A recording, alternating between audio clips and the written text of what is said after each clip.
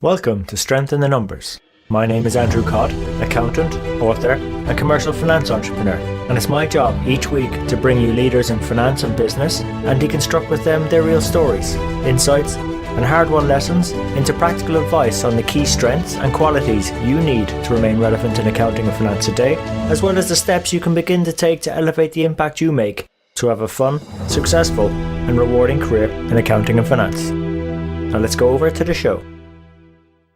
Hi everyone, and welcome to another episode of Strength in the Numbers.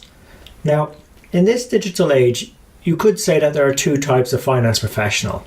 There are those who take themselves very seriously, and then there are those who are becoming not only finance and organisational linchpins, but they're doing so in fun and playful ways that are accelerating their career successes. And these are just some of the topics our guest mentor Glin Bayley and I covered on today's episode. And we also break some of these things down to discover a practical way on how to be a linchpin in finance on a daily basis. How to deconstruct what really matters when it comes to our next career move. And also, Glin shares a personal story from when she was a younger finance professional and how she incorrectly thought she had to do things in a particular way to be taken seriously. And then later in her career, how she turned that around and actually found a lot more success came from being fun and playful. And this is a really fun and playful podcast, so Glin was an excellent guest mentor, and I'm really delighted to share her story and also a lot of her great advice with you today. And if you did want to follow up on some of the resources and items mentioned on today's episode, you can check out our timestamp show notes at sitnshow.com/podcast/076. So without further ado, over to Glin and the show.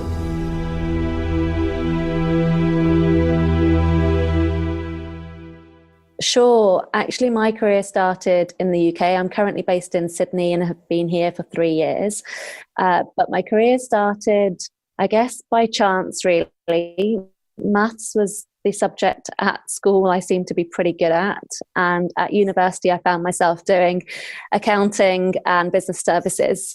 And it was one of those things I never really had any clarity around where I was really headed in life.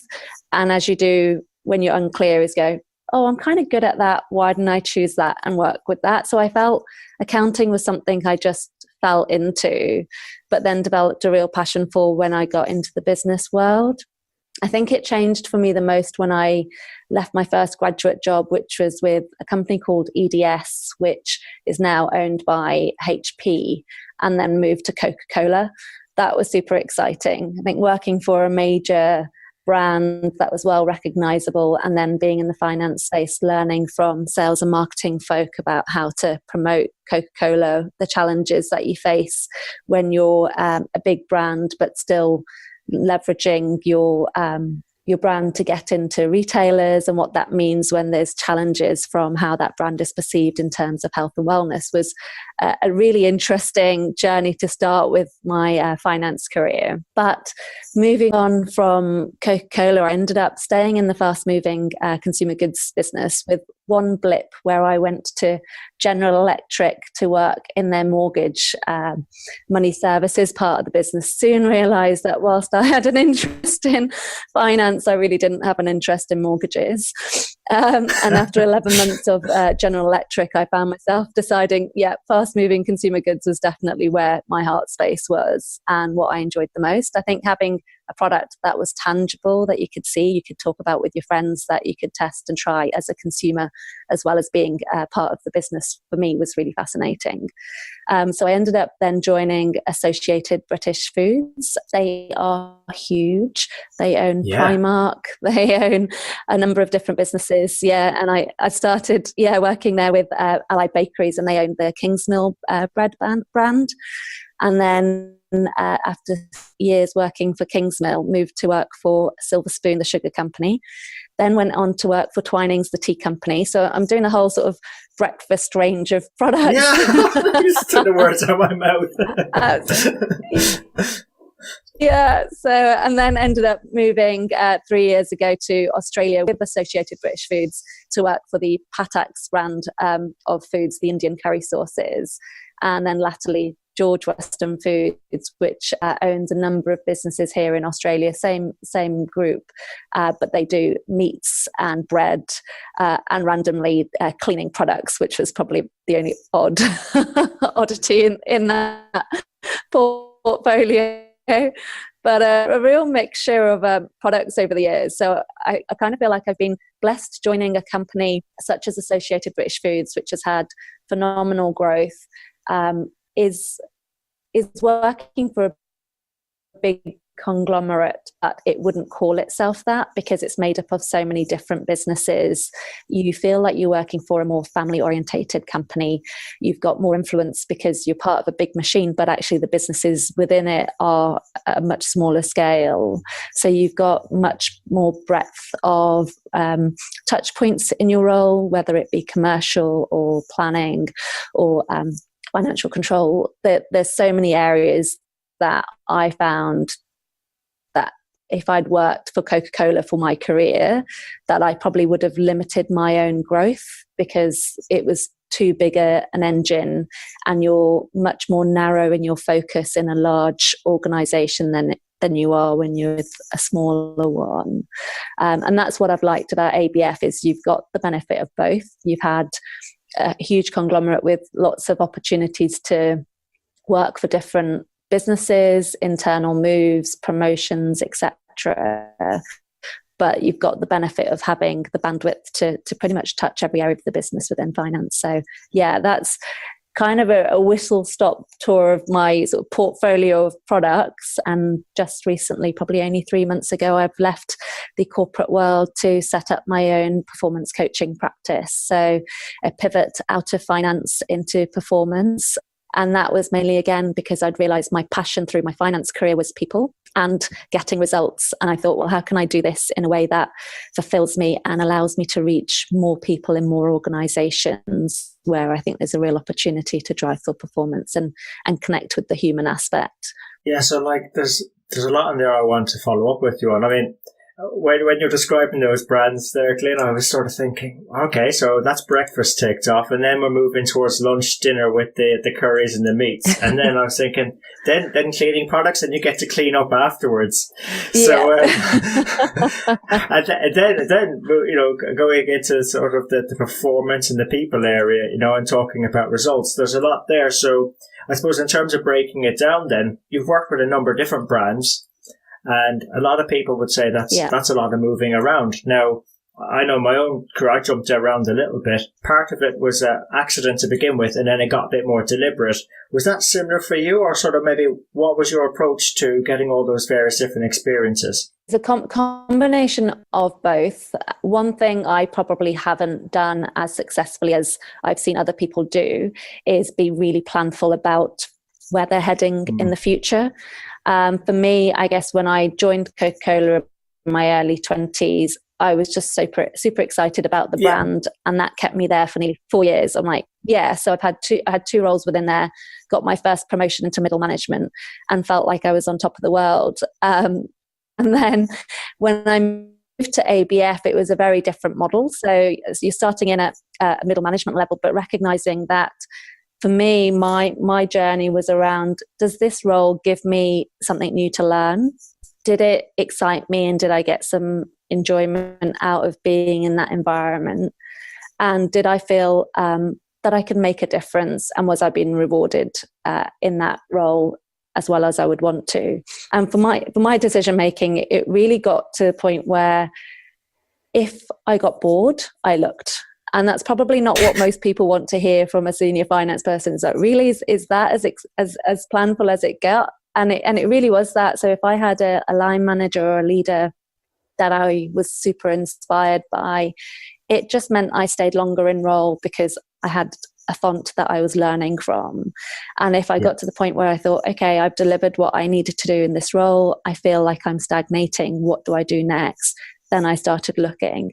I think the benefit of working for an organisation like Associated British Foods was that they encouraged moves around the divisions. And what made it better for me was I could take my learning from one organisation to the next without feeling that I was stealing content. So, typically you leave a company, you think, right, what can I take with me? And it's sort of frowned upon that you're taking stuff away with you. But when you're moving into divisionally within one company, it was almost like I had permission to take what I needed to take from one organization straight into the other organization. And I could take all of my contacts and connections too. So whilst I worked for lots of different brands and businesses, I still felt like I was in one organization. My network relationships were building. My experience was significantly greater because I allowed myself to be immersed in the different business challenges each of them faced. So Kingsmill, being a bread business, was, mass volume, low margin, high level of production, and therefore the focus was very much about how do you manage cost and how do you manage manufacturing efficiency. And what can you do to drive value in an environment where it's a commoditized business? And then you look at the opposite in Twinings. Whilst it's still to a degree manufacturing, it's heavily focused on the brand, the experience. It's a high value proposition. So you're looking at the premium end, and it was a business that wasn't low margin because it was differentiated. And it had a lot of innovation in that space. So whilst tea at the lower end might be seen as a commodity, Twinings I didn't feel was. So it was really interesting going from two different companies within the portfolio that had very different external pressures that drove ultimately how the business internally was being run. So I feel whilst I've moved a lot, it hasn't hindered me in any way. If anything, I feel like I'm much richer for the experience. Yeah, I'm really delighted you shared that, Glyn, because I think there's a lot of listeners definitely on the show I know been speaking with and sharing IMs with about this, is that they get a bit concerned if they keep moving around. It's sort of frowned upon at a particular stage, but actually, particularly if you can get to a close-knit group where it's sort of, you don't feel like you're stealing knowledge from one company to another, but you're moving around, you can get a bit better leverage from that, but also you get to keep your sort of your network and your sponsors sort of intact. Yes. So actually it's quite a good thing to consider, and it's definitely an option, particularly nowadays. There's a lot of conglomerates out there, a lot of global businesses. So whether those opportunities are country to country or business unit to business unit, there's definitely better considerations that perhaps we don't talk about enough in finance, and people shouldn't be scared about moving around after a year or two in a role. Particularly if they're tuned in with themselves to realise, hang on a sec, I'm bored here a bit maybe, and I feel like I could probably grow and add a bit more value elsewhere. It's about results and adding value at the end of the day, plus having fun and feeling like you're solving meaningful problems. Yeah, I think that's the absolutely critical. Time has always been the measure that most of us have used to go, if I do 2 to 3 years, that's deemed to be appropriate. But realistically, what is appropriate? This is your one shot at living your life. You get to choose where you're headed. And as long as you're adding value, as you've just mentioned, and you've got really clear deliverables and you're surpassing them, then I don't see that there's any issue in moving sooner than a time frame that someone else may or may not have decided is appropriate for you. I completely agree. And one thing, when you sort of said you add value, I think we're probably kindred spirits on that one, because I read a recent article you wrote about being a linchpin. Yes. And I would sort of say, be irreplaceable or be vital, as opposed to someone that is replaceable. So what do you mean if you were to sort of say to our audience being a linchpin? What does that mean in your mind? For me, it's about, and I love Seth Godin. But for me, that book was really about understanding what does it take to be indispensable, and how do you be remarkable on a daily basis? Because I think we can get ourselves into a rut of going, okay, I've got my objectives for the year. I may or may not have regular check-ins with my leader. I may or may not have a mid-year performance review, but I know I'll have my year-end one where I'll have to talk about what I've delivered in the year, and can I think back to the last month of what I've delivered, and can I really remember what I've done for the last year to warrant an outstanding grade? And for me, being a linchpin doesn't wait till that 12-month mark before you start assessing your performance. It's about going, okay, if I was to perhaps start the year as if I was going to give myself an A, for my performance for the entire year, what qualities would I need to be demonstrating throughout the entire year to be delivering an A performance? And if you can have that mindset to go, okay, that's what an A performance looks like, or an A star, or wherever the grading is at the top of the chain now, you're looking at it going, okay, well, what will that need me to do, and how would that need me to show up in order to deliver? And that's what, for me, being a linchpin is about. It's surprising and delighting people. It's going out of your way to make an impact, because recognizing that in today's world, especially with the digital evolution, the map that we once had, that we were encouraged to follow, is being diminished. And what Linchpin really is stating is, you now need to create your own map. You need to determine where you fit and how you add value, and also demonstrate to the organization that you are indispensable. So when it comes to making choices about humans or robots, it's a no-brainer when it comes to you, because you've demonstrated that your ability to connect the dots, your insight, your ability to leverage relationships is far superior than any artificial intelligence is going to be doing. So that, for me, is what being a linchpin is about. And I would say that's probably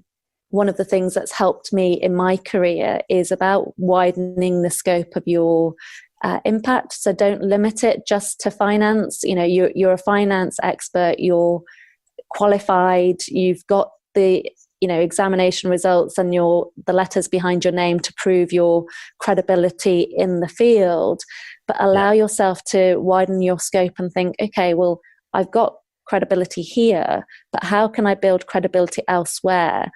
And I do that by being more empathetic. And in my case, spending time with sales guys the majority of my commercial finance days, and recognizing that often, many thoughts would travel through my mind. Some of them complimentary, some of them not so complimentary. And I think, why on earth do they do what they do? And it's only when you allow yourself to go, okay, if I saw what they saw, if I knew what they knew, if I believed what they believed, would I be making the decision they're making? And 9 times out of 10, the answer is yes. So if you can allow yourself to really understand and get behind their thinking behind a decision or a choice made, it allows you to really start going, okay, well, what can I do to influence their worldview? What new information and knowledge can I present and share such that I can change the insight that they have around the decision they make? How can I show up as a partner rather than someone who's just a challenger, and say, actually, we've got the same goal here, but we're coming at it from different perspectives, and how might we do that in a way that's more effective? And I just think, certainly from my own experience in finance, is that it's so easy to be a bit more black and white in our thinking, because a lot of the way we've been taught through our program is, there's a formula, we can figure things out, and we've got insight.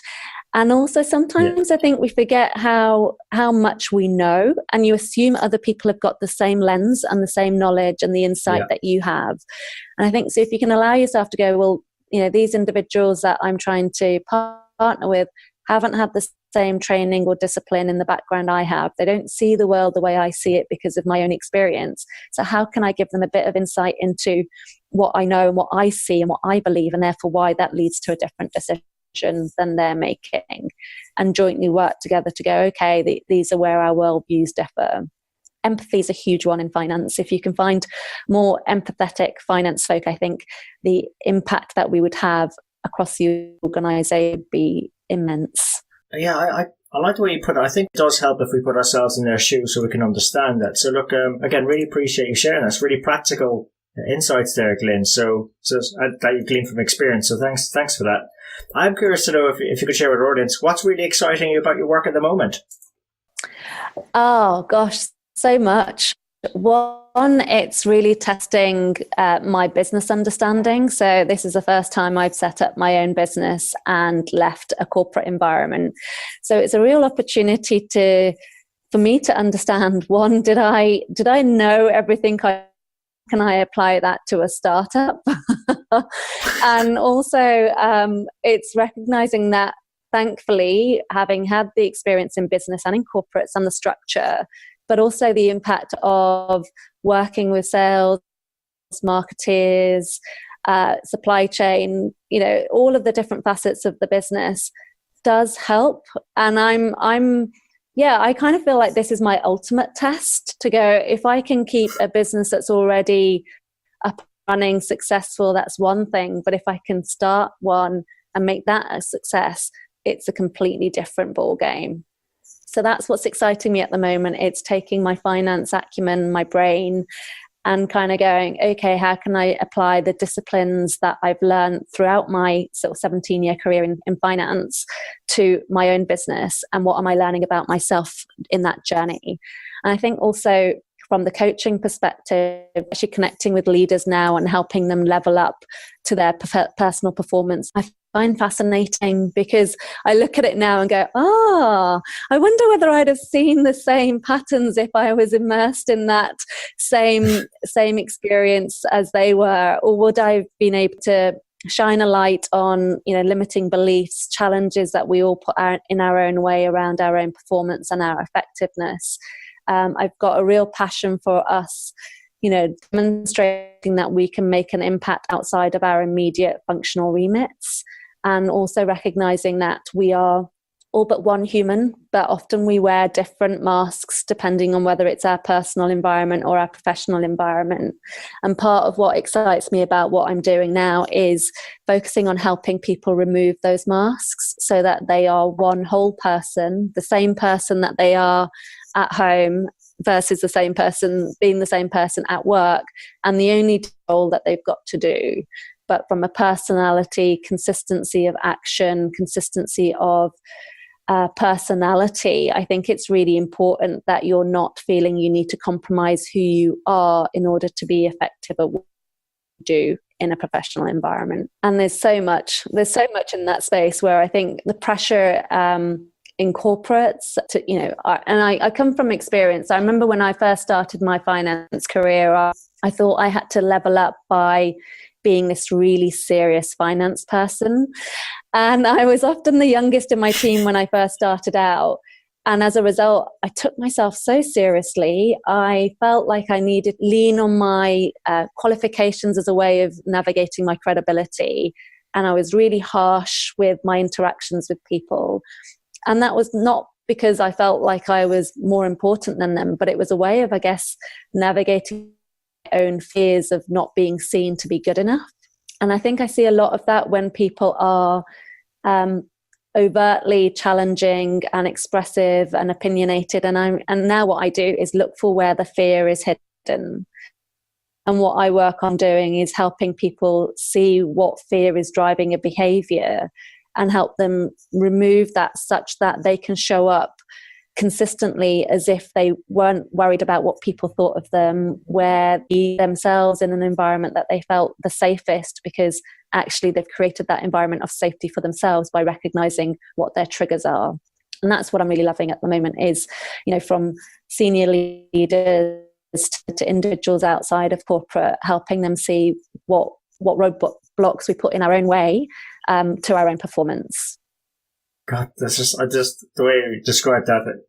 I can sort of relate a bit to my own story, Glyn, but also some others that so many have shared. I suppose that's accounting and finance professionals for you. We've got this great training, and whether we know it or not, the more conversations we can have, these things just happen in our minds that they end up connecting dots for people. Yes, and we could actually end up helping them without even knowing it. Absolutely.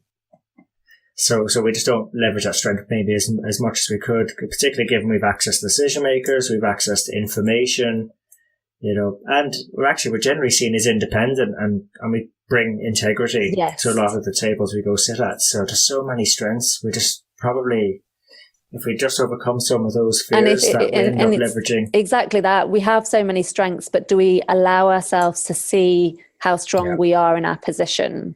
And if you do, if you acknowledge, hey, I've got the credibility, I've got the understanding, I've got a bigger picture perspective than the majority of the functions I'm supporting won't have. How can I leverage that to give value to someone else that may or may not see the world as I see it, because I have access to so much more? That's it. So I love that. So no, look, so just got to shift it up a few Sure. gears there, Glyn. So in terms of what's been the best bit of advice you've ever received, whether it be career or work or personal advice you've ever received? Truthfully, it's don't take yourself so goddamn seriously. That's the best piece of advice I've ever been given. And it serves you well when you realize actually you can have a little bit of fun and you don't have to be so serious, and you show up with more playfulness in what you do. You lift the energy of the environment of the people you're with. You're more fun to be around. People are drawn to your energy because you're sending out this signal of, hey, come and talk to me because I'm approachable, I'm friendly, I'm interested, and I'm not so wedded to my computer that I'm looking like I don't want to be disturbed. So that was definitely the best piece of advice I got, because I did take myself incredibly seriously at the early part of my career. And I found my success in my career was exponential once I allowed myself to relax and have some fun, because we spend a lot of time at work with the people we work with. And there's plenty of times in our lives when things are, tough, that require us to be serious. But we don't have to be serious in order to be successful all the time. So I'd encourage not to take yourself so seriously and be a bit more playful in how you show up. Yeah, definitely. Yeah, I wish someone had told me that when I started my career and learned a bit easier. I probably would have had fun much earlier on. So now that you've shared it, you've just basically saved people a few years of having a challenging or how do you say, not such a playful career. Now they can go and have one and actually have more fun and more rewards and more influence along the way. So that's really cool. Thanks, Glyn. And I suppose in terms of resources or a book, is there any out there that you'd perhaps recommend our audience? Yeah, I'd recommend The Art of Possibility by Benjamin Zander. Okay. And I like it because it's a completely non-finance book. That and Linchpin with that Seth Godin. But what I like about The Art of Possibility, it really opens up a new way. I mentioned earlier about that example of if you were to give yourself an A, and that comes from that book. It's about, so Benjamin, he's a conductor in an orchestra, and he gave his students an A at the beginning of the semester that he was teaching. And the only ask he made of them was to say, I will give each of you an A if you write me a letter that tells me why you deserve an A and what you will have done this next year in order to deserve that A a year from the start point. For me was just fascinating, because immediately, if I'm to give myself an A, what will I have done? What will I have achieved? How will I have shown up?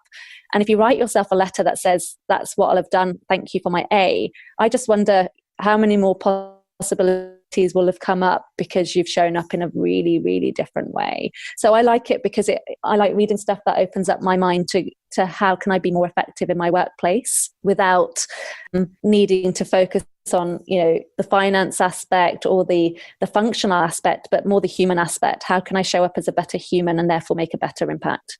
Yeah, that's fascinating. A fascinating story. In actual fact, then, I love the way that it puts the emphasis on you, on how we show up, rather than what everyone else is doing. And at least that's something we can control in our careers, right? And in our destiny. Yeah, and he turns it around to also say, if you were to give someone else an A, and just assume the person that you're having a dialogue with and you've given them an A, how would you treat them? If they were your A-star pupil, how would you treat them? And it's really interesting because even by doing that alone, you kind of go, especially as a leader, you're giving your team permission to be great. So if you decide as a CFO or a senior finance leader that you've got a team of people that you want to inspire, start by giving them all an A and see how that changes how you show up in front of them, because you've surrounded yourself with a team of great leaders and you've just given them that opportunity to be great. And you looking for things that support, a lesser result. And I think that framing, for yourself and for others is super powerful. It's delighted you shared that with us. I can't wait to read more about that story now, Glyn. So I guess in terms of our audience, if they'd like to get connected with you, where's the best place they can find you at? Yeah, so my website is simplyglin.com. I'd love to hear from anyone that would benefit from a conversation with me if they want to know more about navigating their career, driving performance, and unlocking themselves from their limiting beliefs and holding themselves back. If they want to know more about what they can do to be more effective in their personal and professional careers, I'd love to hear from anyone that feels they'd benefit from a conversation. Fantastic, Glyn, and thank you for sharing those details, and I'll include those all in the show notes as well. And Glyn, it just remains for me to say thanks to Mel for being a great guest, for sharing your journey, sharing with us the idea of a linchpin and how we can practically go about and make that happen. I think that's very important for us. And also, just being really candid about your career, where you've had challenges and where you've helped others through challenges as well and overcome their limiting beliefs and actually go on to drive good performance and results for their business, but also in a playful and fun way, because ultimately that's what we want from our careers. Glyn, thanks for being such a great guest on the show. Yeah, absolutely. You're very welcome. Thanks for having me on the show. So there you have it. Hope you enjoyed today's show. If you'd like to know more about our guests today, their bio, and follow up on the resources mentioned during the show, you can find all the relevant links and more at sitnshow.com. There you'll also be able to get access to earlier shows, read the latest blogs. There's also an opportunity to subscribe to our newsletter, which will give you heads up as to when the next show is coming out, latest events, news, and anything that's going to be relevant to help you have a fun, rewarding and successful career in finance and accounting. And just before you go, we really appreciate your feedback. If there's something we can do better on the show, something that's not working, or something you'd like to see, even a guest you'd like for us to invite onto the show, someone who you think might be able to benefit you more and also the rest of our community, please let me know. You can email me. I'm at andrew@sitnshow.com, or feel free to connect with me on LinkedIn. Just drop me a message so I know how you found me and we can connect. And really, it's our community that'll make the show. If we keep engaging and driving each other on, we'll keep on building our strength in the numbers. When all is said and done, if we can do the numbers better and finance better, we'll create more opportunities for ourselves, our friends, our families, our communities and our businesses. So until next time, have a good rest of the week, take care, and let's keep building our strength in the numbers.